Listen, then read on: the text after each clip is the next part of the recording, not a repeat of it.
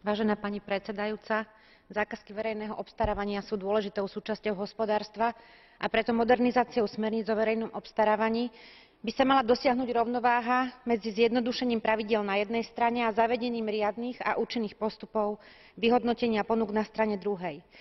Musíme však zaručiť vyššiu účasť malých a stredných podnikov a tiež rozšíriť využívanie elektronického verejného obstarávania.